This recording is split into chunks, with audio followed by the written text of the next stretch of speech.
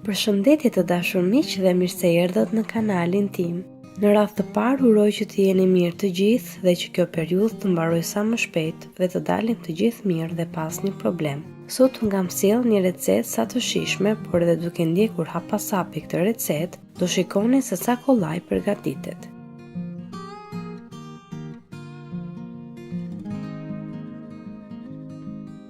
Kjo recetë duket në fakt si një tavë me perime, vetëm se sipër perimet mbulohen me një pite të trash dhe piqen së bashku.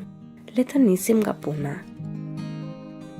Në fillim për këtë recetë do të na duhet të pastrojmë dhe të presim perimet.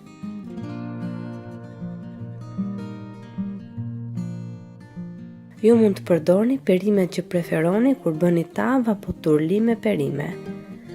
Unë kam përdorur 2 kokra patate, speca të ngjyrave të ndryshme, 1 kokër qep, 1 domate, karrot dhe mish viçi.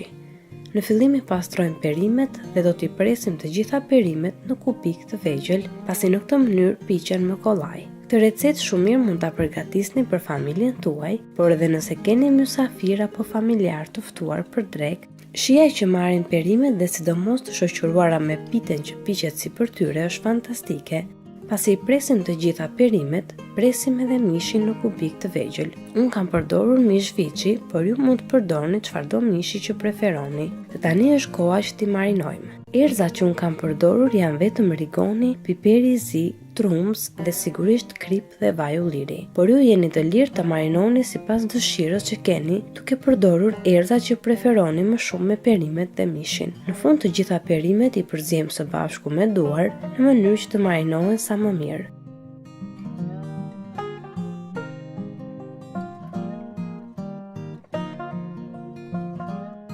Para se t'i fusim në furrë, ushtojmë edhe 1 filxhan me ujë. Ndërkohë furrën duhet ta kemi hapur që të nxehet që më parë në 220 gradë Celsius. I mbulojmë perimet me një letër kuzhine, të cilën unë preferoj ta fus në ujë dhe ta shtrydh mirë dhe më pas ua hedh sipër perimeve.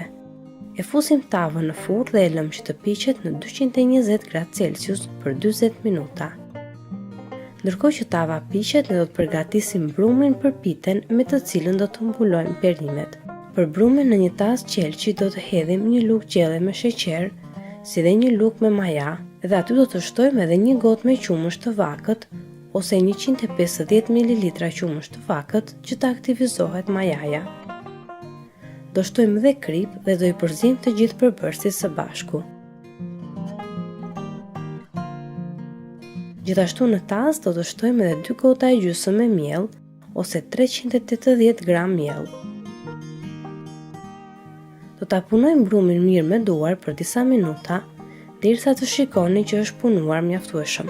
Këtë proces ju mund ta bëni duke përdorur edhe robotin e kuzhinës.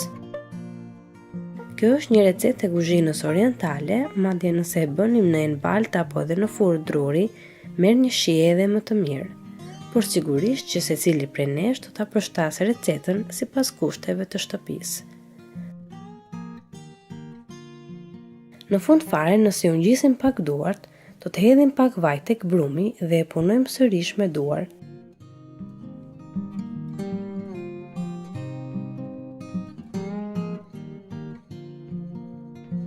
Pasi e kemi punuar mirë brumin, e mbulojmë atë me një qese kuzhine dhe e lëm që të vinë në ambient të ngrohtë derisa perimet të piqen.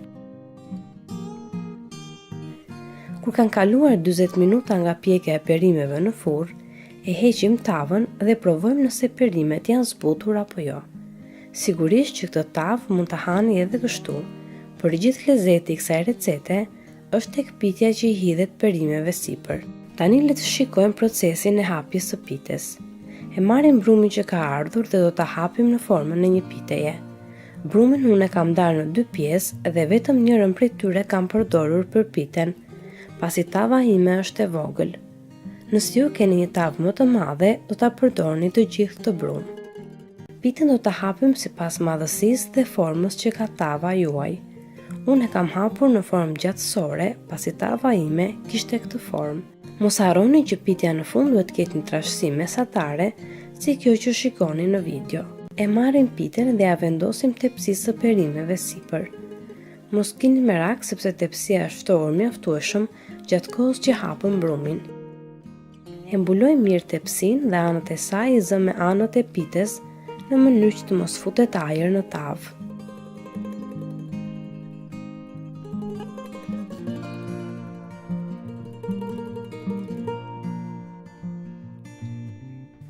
Më pas në një tas do të rrahem një kokër vezë dhe me të do të luajm piten sipër.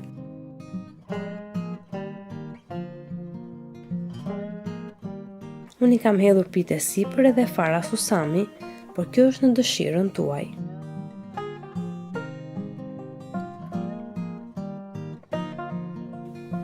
E fusim sërish tavën në furrë për këtë herë në 200 gradë Celsius për 20 minuta të tjera, ose sa të shikoni që pitja sipër ka marrë një ngjyrë të bukur.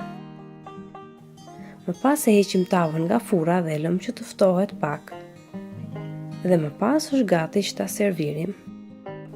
Për këtë tavë nuk është e nevojshme që të përdorni bukë shtesë, pasi perimet e pjekura mund të shoqëroni shumë mirë me piten që u poq sipër tyre. Një recetë që duket e vështirë, por që është shumë e thjeshtë të dashur miq.